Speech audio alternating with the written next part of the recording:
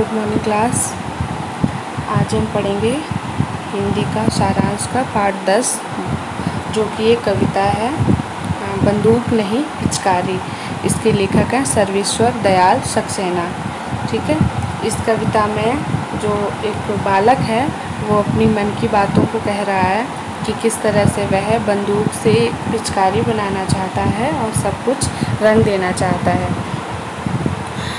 तो इस कविता को हम पढ़ते हैं। अगर कहीं मिलती बंदूक उसको मैं करता दो टूक, नली निकाल बना पिचकारी, रंग देता यह दुनिया सारी।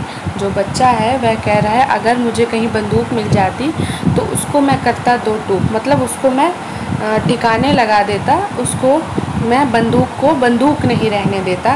उसकी नली निकाल बना पिचकारी, रंग देता यह दुनिया सारी, मतलब उसमें मैं रंग भरता, उसकी नली को निकालता और उसे एक पिचकारी की तरह बना देता, जिससे कि मैं सारी दुनिया को रंग देता। कौवा बगुला जैसा होता, बगुला होता मोर, लाल लाल हो जाते तोते, होते हरे चकोर। वो बच्चा कह रहा है कि जो कौवा होता वो बगुला जैसा हो जाता, मतलब कौवा काला होता है और बगुला सफ़ेद, लेकिन वह कह रहा है मैं उसे सफ़ेद कर देता। और बगुला होता मोर, बगुला को मोर के जैसा रंग बिरंगा कर देता। और लाल लाल हो जाते तोते, होते हरे चकोर, चकोर को हरा कर देता। चकोर एक पंछी होता है, तोते कौवा इन सब की तरह ही।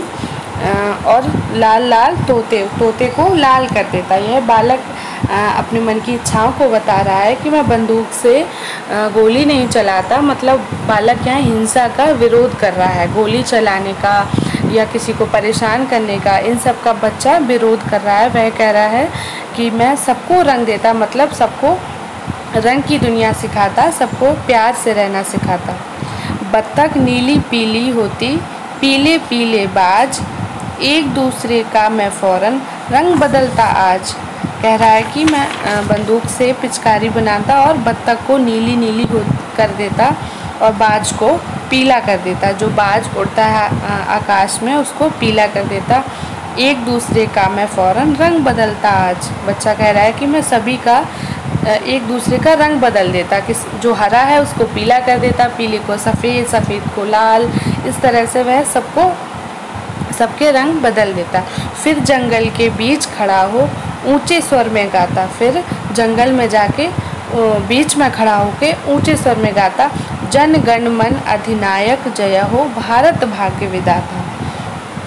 बच्चा क्या कह रहा है कि मैं ये सब करने के बाद ऊंचे स्वर में गाता, जन गण मन अधिनायक जय हो, भारत भाग्य विधाता। इस कविता ये कविता यहाँ समाप्त होती है। इसमें बच्चा बस यही कह रहा है कि यहाँ दुनिया को वह प्रेममय बनाना चाहता है।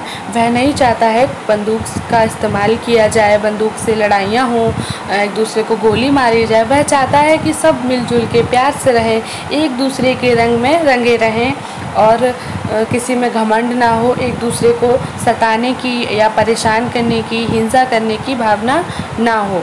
ठीक है ना। यहाँ प्रेम का पाठ पढ़ा रहा है बच्चा और हिंसा का विरोध कर रहा है। ठीक है। Thank you.